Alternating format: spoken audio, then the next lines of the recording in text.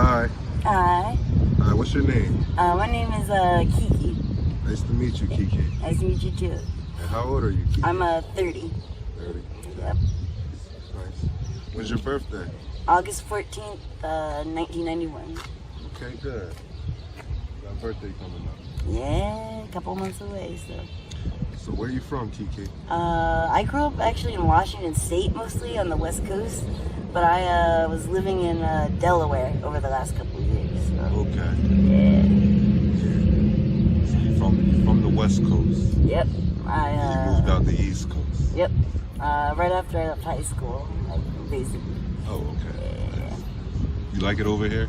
Yeah, I actually love it over here. My dad was military, so I grew up on the, like, kind of moving around and stuff, but I lived out here on the East Coast in Jersey before we moved out to Washington State. So I've always actually kind of considered East Coast home, and I've loved Philly for some reason, ever since I was a kid. What branch was your father in? Air Force. Air Force? Yeah. Okay. Isn't there a base over there in Seattle, and there's one in Spokane. So I was over in Spokane there at Fairchild. Well, my dad was. Okay, that's cool. Yeah. That's cool. Right by the Idaho border. So, do you travel back and forth? Used to, I mean. Not too much. I mean, every now and then, like my dad and my brother both live in Washington still. My mom lives in Arizona right now. So, like, for me, it's kind of hard. I was working retail most of my life. So being able to being able to, like, visit and stuff like that, like, it's an 8-hour flight to get over to the West Coast. So being able to do that and stuff, and I have to work around, like, my dad and my brother having, like, their work schedules. My mom, having her, like, work schedule. Like, that's tough, especially during the holiday seasons. That was near impossible for me to do that. Yeah. Yeah. When's the last time you spoke to your family members? I spoke to my dad like yesterday, the day before. My mom, it's been like maybe a month or two. My brother, it's been maybe a month or so as well. I try to like catch him when I can, but with that 3-hour time zone difference too, that shit can be real hard to try to catch them at proper times. My brother bartends, so he works all night and stuff sometimes. So, I might think like catch my dad, because he works more standard. My brother will work like, all night. So that 3-hour time difference, it's like, oh, he might get up at 3 a.m. on Fridays and Saturdays. That's 6 a.m. for me. So it's like, damn, like trying to figure out when to talk to him and stuff like that. It's hard, but as far as seeing him in person, it was like, it's been a good like 5 or 6 years. Like I last saw my mom in 2015, and I last saw my dad and my brother in 2018. So yeah, just tough. Yeah. And do they know you're out here? Yeah, I mean, like, I know that they know I'm out here to a degree. I was trying to get them to, come through, swing by or whatnot. My mom said she was going to be here in 4 days last year. Never showed up. She said she was going to be here in 2 days, like a month later. Never showed up. And, like, tried to talk to my dad, but he has a kind of difficult work schedule to get around. So it's just tough. But they know I'm out here. Like, my mom had put up missing persons flyers and stuff last year, whatnot, like on Facebook, online. But damn, like, yeah, so like she knows, but it's every time I try to talk to her, I don't really get much. If I may ask, Mm-hmm. what's your drug of choice? Dope. Dope. Yeah. How long you been addicted for? It's been about like 3 or 4 years. I was using from about 8 months in like 2017, 2018-ish or so. And then I got clean for actually like a good like 6 to 8 months. I got into a car accident like during that time. As soon as I started a new job, I went through 2 cycles of physical therapy, held out for a good like 6 months, and I just couldn't do it. I was like, my back was all jacked up. I was working 10-hour shifts at the time, and that started me back using and stuff like that. So, and then I've been using since. So. Sorry about the train.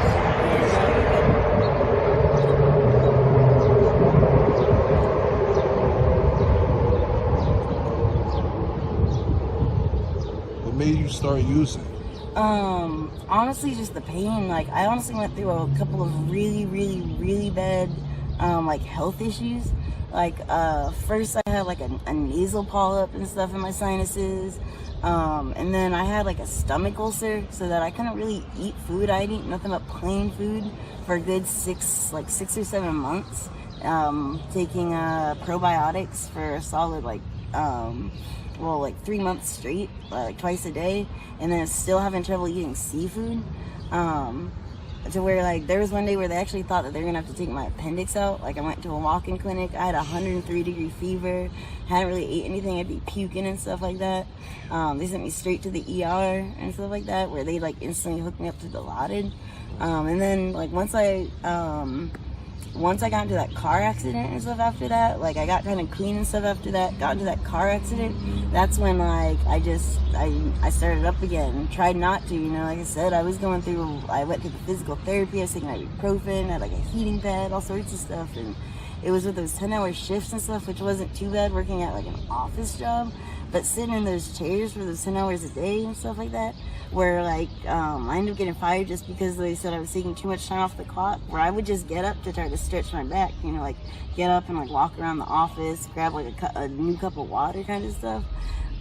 Like that shit sucked, where like I couldn't even say like sit in a car for more than an hour or so before my back started hurting.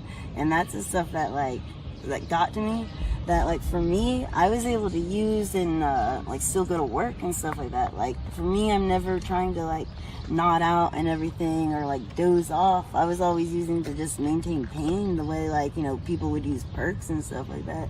And then like it's just one of those things, coronavirus happened, my stuff got stolen, I didn't have like my ID, I had a laptop I was going to go do some work at a friend's house on and stuff like that, like do some transcription work, and all that stuff hit like right as soon as coronavirus hit. So after that, like the DMV was closed, couldn't get an ID, couldn't get a new debit card, and then took my phones, my laptop. It was like, damn, it was like one thing after another. It's like what it constantly seems like, man. It's like polyp, ulcer, car accident, yeah. Then it's like, let's take all your shit and strand you in Philly, and then it's just like, god damn, like I can't catch a break, bro, But and then it's like I was gonna try to, like last year with that $2,000 or whatever they put out for it. Yeah, I was planning on getting an apartment and stuff, at least off the streets, and getting it. And as soon as that stuff hit, like I couldn't file it because like my Cash App card went missing. Someone stole my phone, and then next time I went to file, it was past the date, so I had to print it off and mail it in. And then when I was calling to ask about that, they closed the date for that stuff, but they said I was gonna have to wait until this year's like filing like wrap around. So like to even get that, so like that $2,000 and stuff, I was looking forward to like getting off the streets, getting an apartment at least, so I could try to start working and all that. I still have $500 in back taxes from like 2 years ago I never got.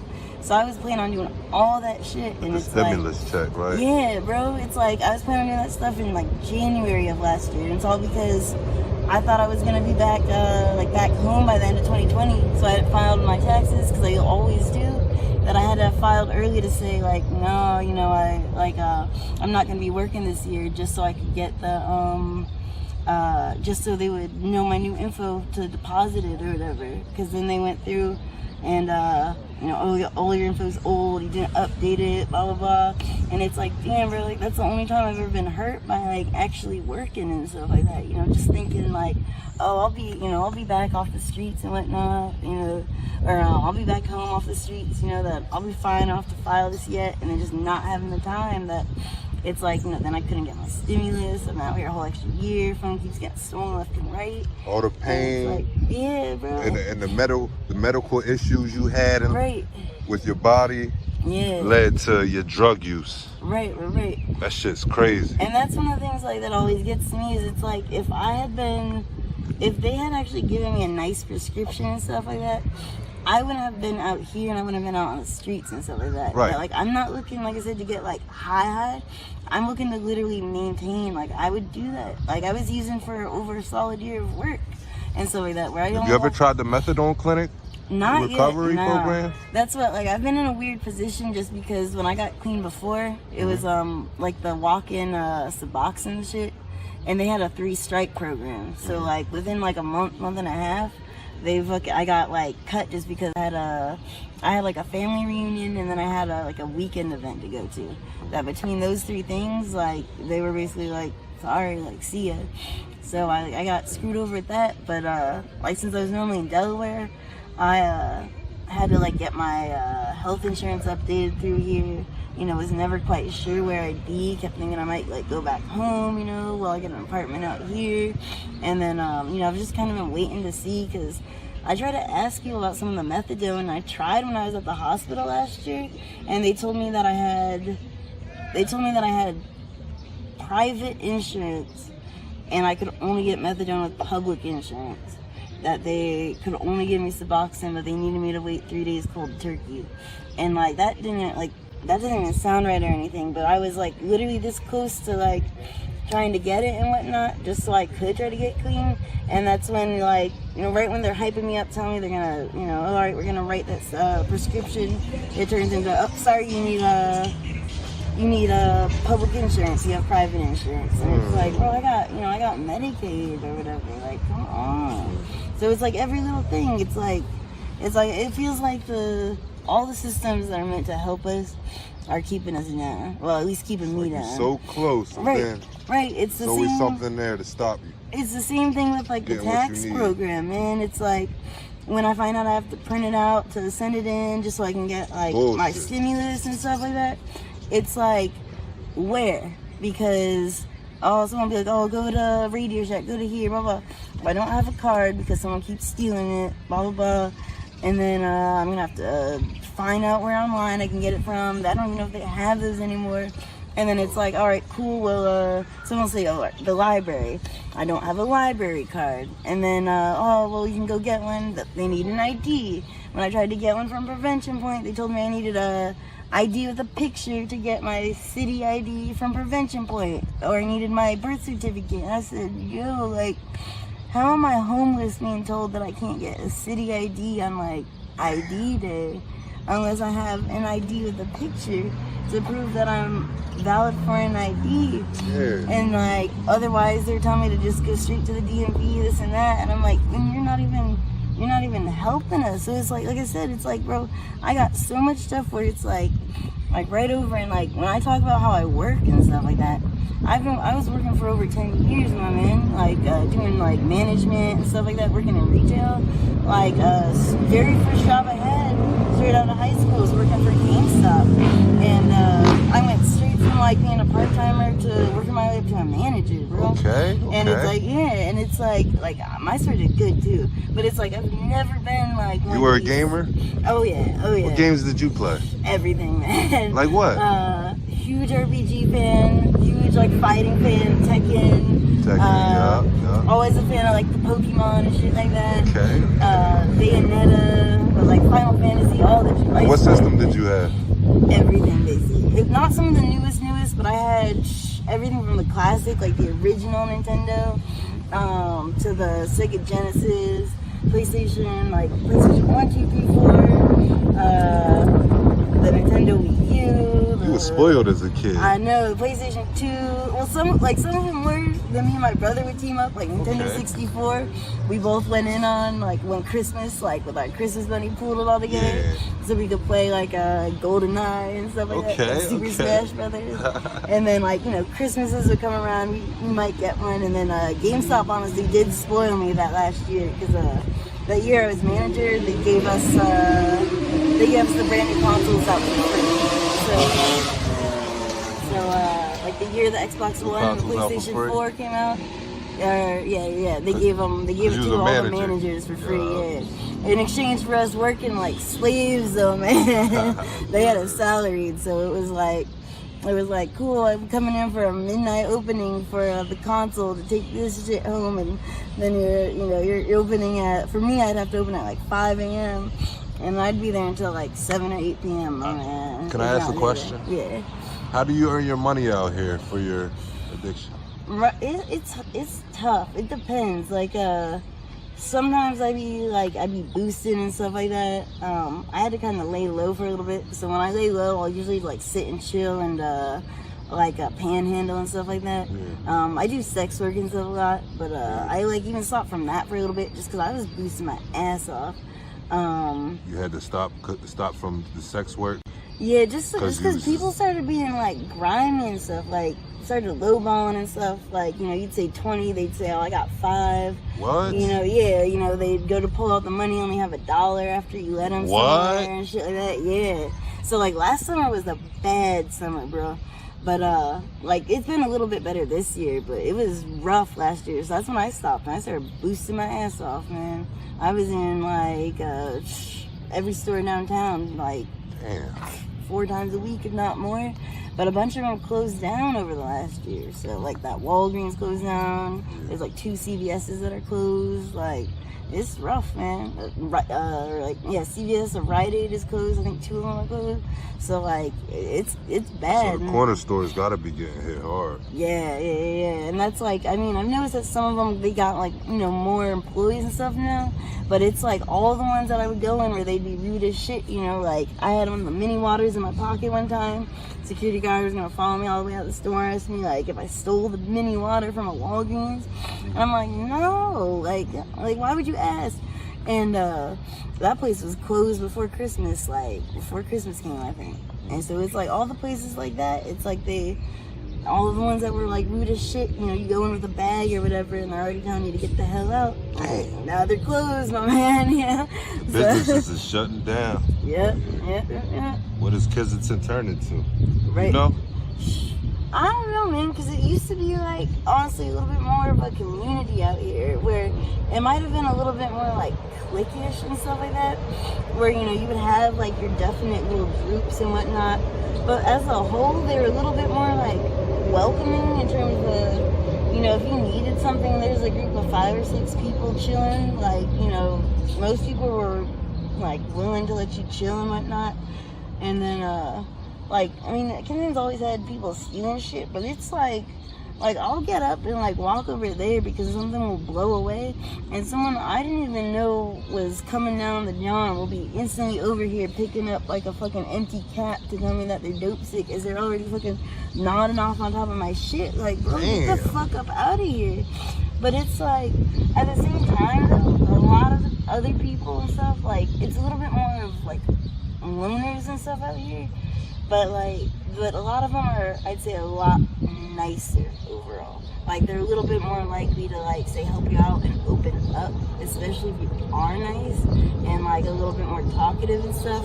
Where before it was all, like, those clicks, like I said, they were nice and stuff, but it was, like, if you were kind of a loner out here and stuff like that, it would be hard to find, like, just a crew to kind of, like, hang with, just because of, like, all the stuff that's why people kind of gamed up and whatnot. But like overall, man, I don't know. I think that it's gonna be hard to say. The drug dealing stuff has been great over this last year with like the samples, just being nice as shit, trying new things and whatnot. But so I think it's like evening out. But like there's gonna be certain shit where like I don't know. I think certain shit is gonna change for the good. Like, but we'll see what it is. Yeah. You got a favorite color? Red. Red, yeah, like a dark red. Dark red. Yeah. Why dark red? I don't know, man. I just like it. It's I don't know. It's like it's a nice rich color that kind of pairs well with everything. Like I love black and then red, like black and then that rich like red. I don't know what it is about it, but that color combination is like my favorite. But I've always loved that deep, dark, like rich, like almost that like blood red, like that dark blood red where it's like almost black, but it has that tinge of like that red to it. It's just it's such a nice like color. Like video game red? Yeah, not like the bright one. It's like that nice like tinge. Like I said, like almost like a black, but it's that tinged red. Right. That's a nice color. Like I like just because it's like it's kind of dark and mysterious. Hold a lot of value to it. And like you know, yeah. And that red used to mean like power, royalty, stuff like that. Right. Like that was a dangerous color, man. So yeah. Are you spiritual at all? Yeah, I'd say I am, but probably in different ways than most. Like I think it's almost something that you gotta keep in mind and keep in thought. Is like even when it comes to like the gods that we know of and we praise, you gotta think that like they were regular ass people like us at one time too. Like no god was necessarily born being godly like from jump or from birth. You know, like you know, Muhammad or Jesus or whoever, they weren't just born outright with everyone being like, you know, like, yo, that's Jesus or whatever, you know, like, we all gotta pray to him. So, like, you know, they were just regular ass people like us that really just made an impact on their communities or, like, you know, on the world. That's why they're written about and still praised. That, like, for me, it's more of, like, always thinking about, like, stuff like that, and then also, you know, what comes after death that makes us, well, I guess, like, have, like, belief in an afterlife, or even, like, have the idea of gods, because, you know, like, we kind of, like, make fun of people, or make fun of some of that stuff to some degrees, but a lot of those, like, Esper senses and, like, you know, sixth senses that they talk about, that shit is no joke, you know, that they do talk about in almost every single kind of, like, religious text to a degree. That, you know, even you think, like, the Holy Spirit is kind of just a way, you know, like a Holy Ghost kind of thing. That, like, that's the stuff I've been kind of looking more into, because when you actually start, like, telling people, because you might notice that they, like, say, turn their head when you hear something too, or you see, like, even the lights go out in, like, the back room of a store and you're not.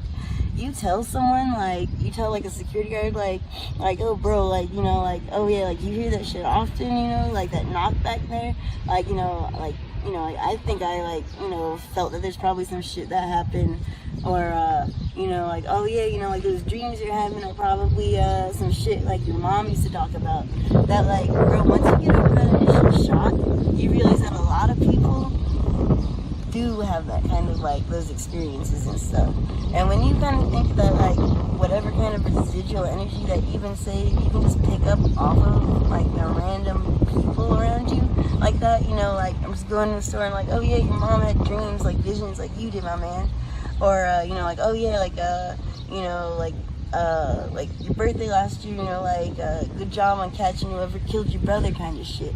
Okay. Like, that kind of stuff is, like, you know, the stuff where you realize that energy, when I say, like, energy can't be created or destroyed, I said, is, like, one of those things where, you know, it just has anything that, like, we all leave this kind of impact on Earth or whatever. Like I said, where the gods are just regular ass people too, that, like, it was probably to a degree some of that stuff that got other people thinking about just, like, what their place is in Earth and what they can kind of do once they don't close that third eye to just whatever kind of gods might exist out there. You know, not everyone is gonna walk around talking about how, like, oh yeah, ghosts and visions and, like, telepathy or whatever.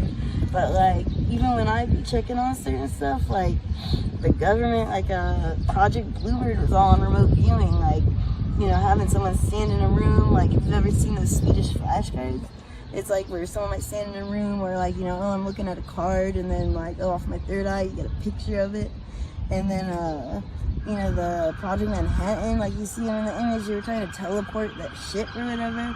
And then, like, I just saw that they just released a new article, on the History Channel website of, MK Ultra and stuff like that, where they were doing all sorts of stuff with, like, you know, like, they talk about, like, the truth serum stuff, but it all comes back to, like, the, Stanford prison experiment stuff, you know, where, like, people were just, like, cracking because they got to do whatever, but, like, you know, they talk about new ones that we don't know about. We're talking about with, like, Whitey Bulger was involved in them and stuff, so it's, like, all this kind of research, you know, even the government put all their money into it and whatnot. That's just a kind of different way to look at, like, you know, spiritualism or whatever, you know, using that stuff where, you know, they talk about third eyes a lot and not, like, the Christian sense too much, but, like Hinduism, Sufism, and stuff like that. Even, like, in, like, the Tehran and stuff like that, they talk about some of that, you know, remote viewing and, like, you know, picking up the images into the Lord or whatever.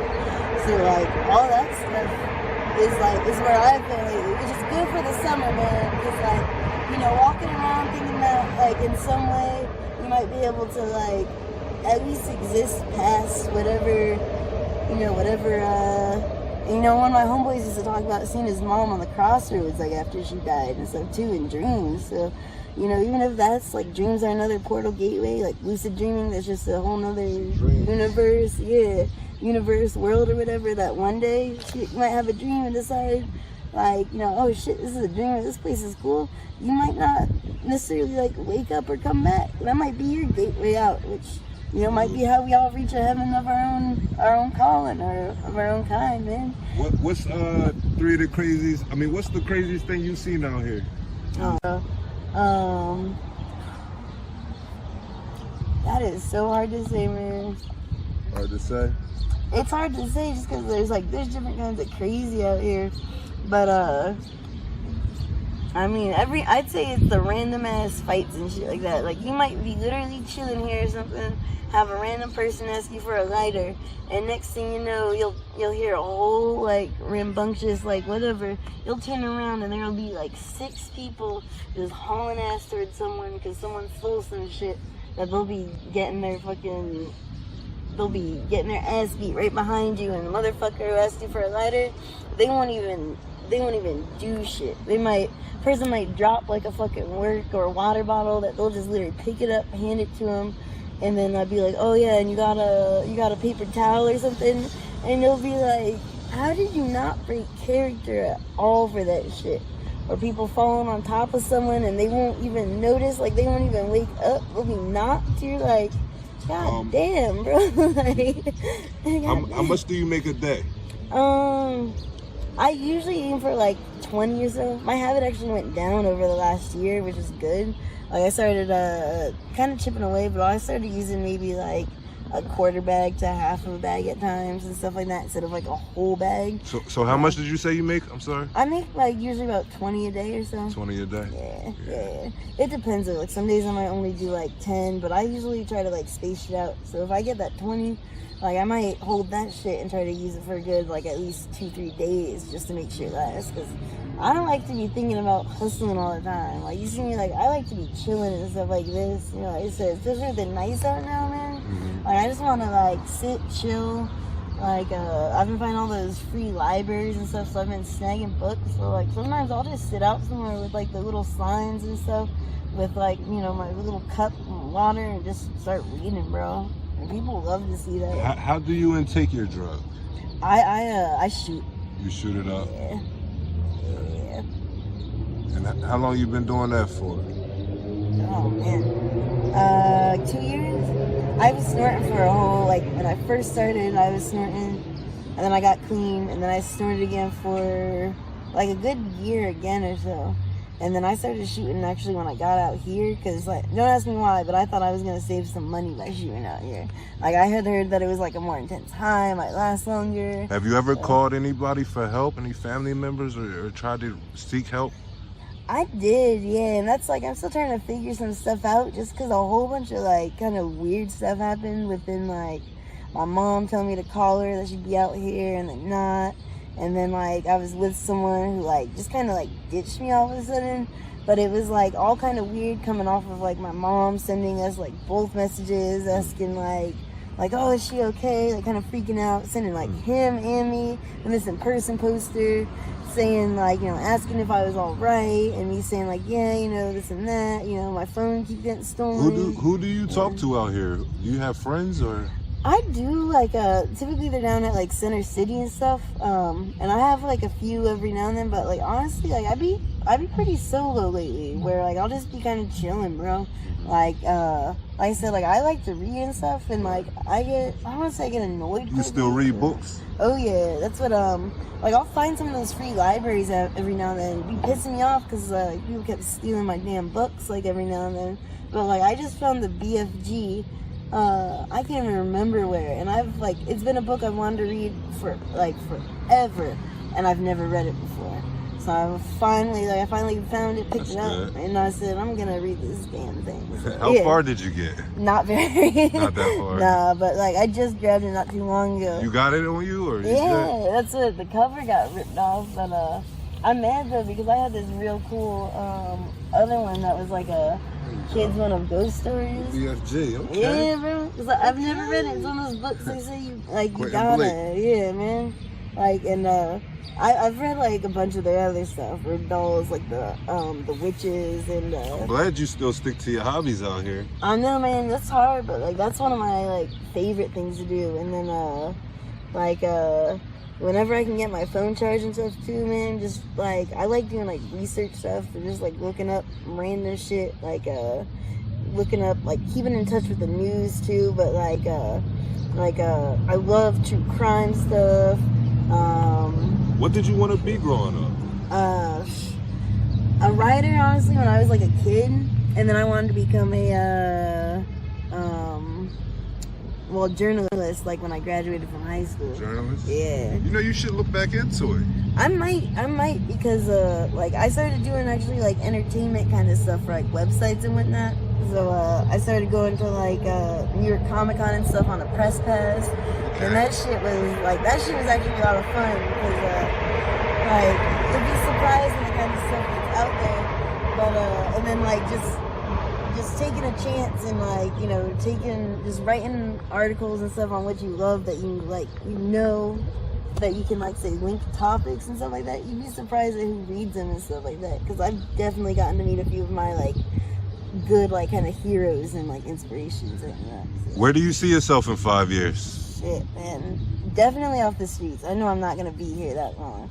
I'm hoping to be off hopefully before the end of the year is my goal.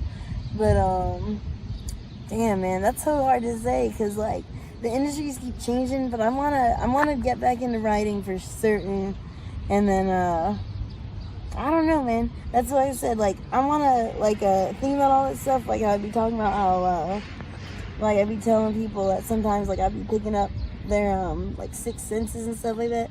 My mom was one who told me that kind of stuff. Like that she said she had a friend, I think she was talking about herself, who would have dreams that would definitely happen to people. So she'd have a dream of like my uncle got into a car crash, like oh, it's a Thursday because I saw a calendar. My uncle gets into like a major car crash, where like that shit would happen, like that kind of thing.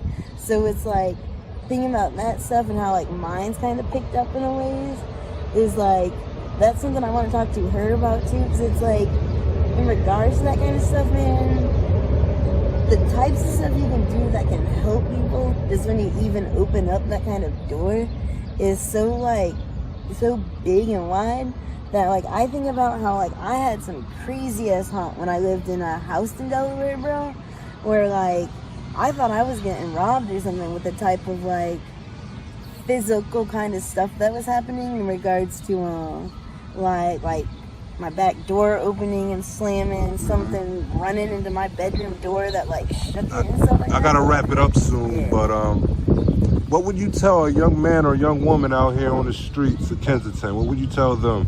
The beginners. I would tell them to try to make friends like as quick as possible. You know, be nice but be smart and stuff too. Not everyone out here is your friend. And like the sooner you can get off the streets and out of here is the better. You know, like stuff happens, you know, like especially just crazy shit, whether it's just losing the family house, this family dies. I've heard it all from people, but like be smart, you know, if you can come prepared, do. But other than that, don't plan on staying out here forever. You know, always stay hustling, man. Right. So now I like to wrap it up. You've been great. Been a great, you know, interviewee.